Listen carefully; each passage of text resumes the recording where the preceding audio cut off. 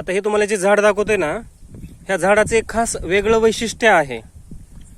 हे झाड या बेटाच्या पश्चिम दिशेला आहे आणि झाडाचा प्रकार हा असा आहे.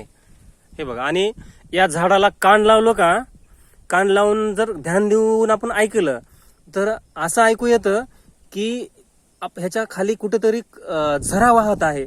आणि कान लावलं की खळखळ खळखळ खळखळ खळखळ खळ पाण्याचा खळखळाचा जे काही खळखळपणा येतो आवाजाचा पाण्याचा, तसा आवाज ऐकू येत आहे. आणि या बेटावरची अजून एक तुम्हाला एक गोष्ट सांगतो.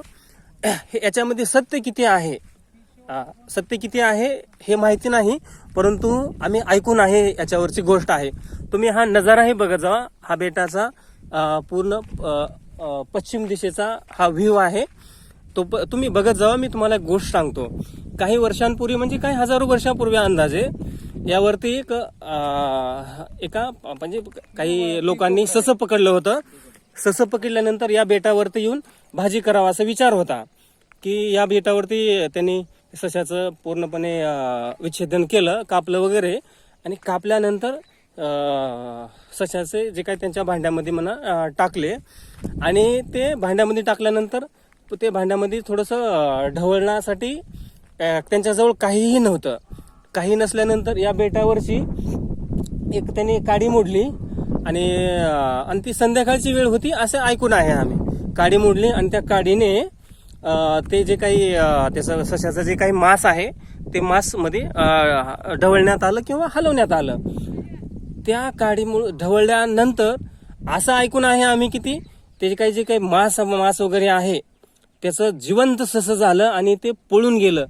किती सत्य आहे, काय सत्य आहे माहिती नाही, परंतु आमच्या ह्या बेटांवरती इंडियन आर्मीचे कर्मचारी याचं संरक्षण करण्यासाठी आहे.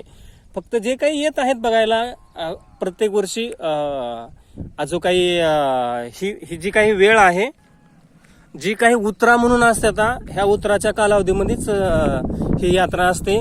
आणि जे काही बघायला बांधव भगिनी येत आहेत ना, जे काही तुमच्याजवळ खाण्यापिण्यासाठी घेऊन येत आहोत तुम्ही, फक्त एवढंच की तुम्ही घाण करू नका. कारण या बेटावरती बऱ्याच प्रमाणामध्ये घाण झालेली दिसून येत आहे. कारण हे केरकचरा दिसून येत आहे. काही बघितल्यावर थोडंफार फरक पडेल या अनुषंगाने मी सांगण्याचा प्रयत्न करत आहेत. आणि याच्यावरनं जो काही व्ह्यू आहे, एकदम सुंदर पद्धतीचा व्ह्यू दिसून येत आहे बघा. खूप खूप छान. इथं हे छोटीशी एक शाळा आहे लहान लेकरांची. एक